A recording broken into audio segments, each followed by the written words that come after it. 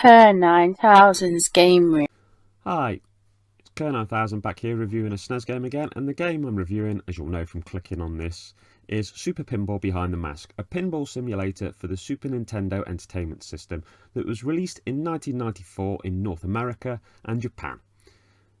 I can't seem to find any details about a European release, yet there seem to be PAL copies being sold from various European countries on eBay and other sites. But I never ever saw it in the UK, so maybe it didn't come here, I don't know. It was made by a company called KERR, a video game developer whose headquarters were in, probably butchering this, but Aoyama, Tokyo, Japan. Founded in 1987, KERR is mostly known for developing various pachinko and pinball video games. In fact, they were involved with, to my knowledge, a pinball game, Shin Megami Tensei Pinball Judgment, which was released in 2006 and published by Atlas.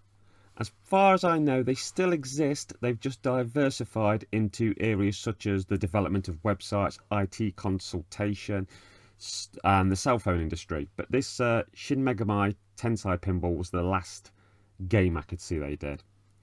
My favourite game they're responsible for would be a Japanese PlayStation 1 exclusive called Power Rangers Zeo Full Tilt Battle Pinball, a game I actually mentioned in my Pinball Fantasies review.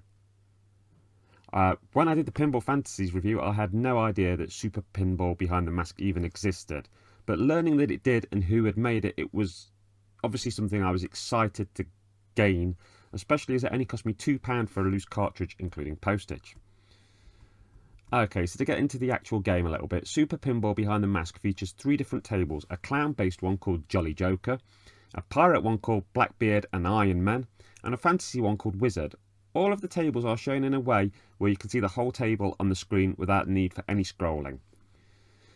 My main issue, however, is that the tables are basically very straightforward, and their design, while very functional, doesn't really show any real touch of imagination.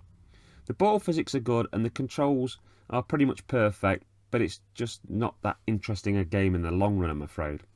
The graphics are functional but not exactly amazing. The sound is, well, it's a mixed bag. The effects are good, but the music gets very annoying very quickly. There's very little to the game other than trying to get the best high scores you can get. But there's no battery backup, so unless you want to go old school and grab a pen and paper, there's no real way to know if you've managed to improve in the long run.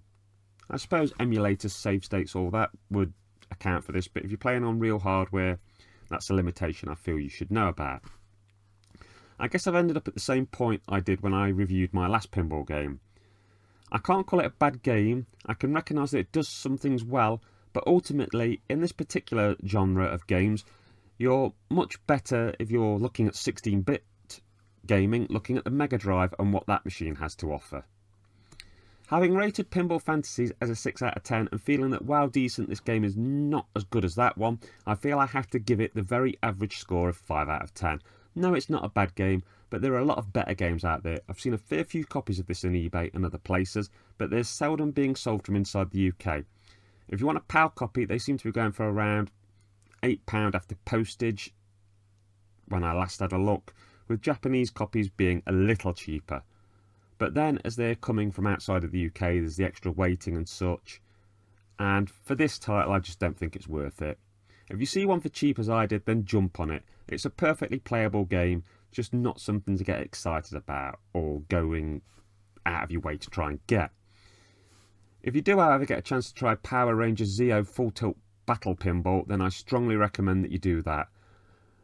If you want to get a 16-bit pinball game, like I said, the Mega Drive is really the place to be. Dragon's Fury and Dragon's Revenge being particular high points as far as I'm concerned. Anyway, thank you very much for watching this review. Take care of yourself and each other. Laters, taters. Hi, it's KERR9000. I'd just like to say thank you for making it to the end of my video. I've got lots of stuff on my channel, my horror house doing horror reviews, my game room where I talk about video games, sci-fi station, my diet corner videos, all kinds of stuff.